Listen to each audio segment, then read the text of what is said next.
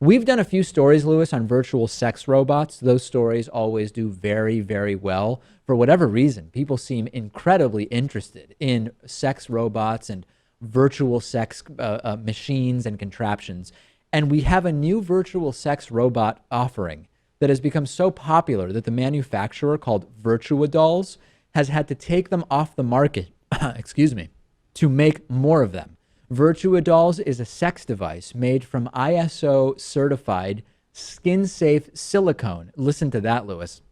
It features a specially sized hole which can simulate a variety of different motions and activities. And the way it works is it's not a full robot, Lewis. So you might imagine this is like a full humanoid robot that walks in and you have sex with it. That's not what this is. You wear a virtual reality helmet to see the simulated woman, and then there's a device that simulates the intercourse. Or, you know, I'm trying to figure out the right way. You know, based on the broadcast platforms we're on, we have to describe this in the right way. The demand for this has been explosive, Lewis, for lack of a better term, and they've had to temporarily suspend taking orders. Any surprise, Lewis, at how popular this is and what the future might hold here? Is the future here? Have we made it to the future?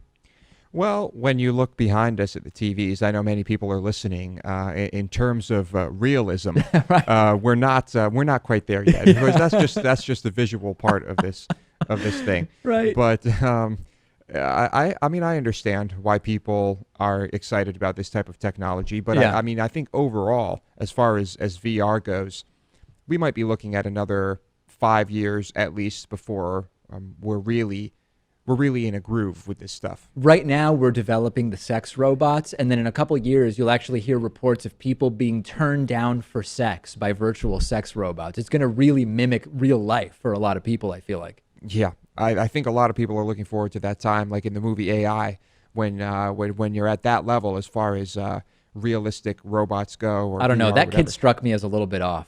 The kid was a little bit off, but what's his name's character? The sex robot that he just goes off on this adventure with, Right. Jude Law's character. I mean, that's a bit more believable. Will this create even more unrealistic expectations about sex for people? I think it will, no Yeah. doubt. Yeah, I mean, I'm not going to outright say that this is just going to be harmful. No.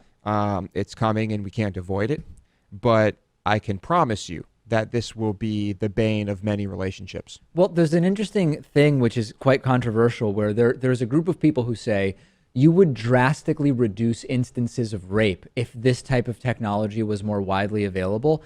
I don't know that that's true because in so many cases, rape is a violent act. It's not a sexual act, right? So if this is a possible outlet for sexual energy, if someone is basically fulfilling a violent act, I don't know that this is actually going to be a valid thing. Sure, there's probably some, if we're talking about distinguishing between so-called date rape or statutory rape and violent acts of rape, you could probably make a case that having this as an outlet might make date rape, for example, less likely to some degree. But it's quite controversial and I don't think warranted to say that just flat out rape will go down if this type of technology is widely available, because rape is such a thing. It's about control and violence. You're not really gaining control over anybody when you're using a virtual sex robot.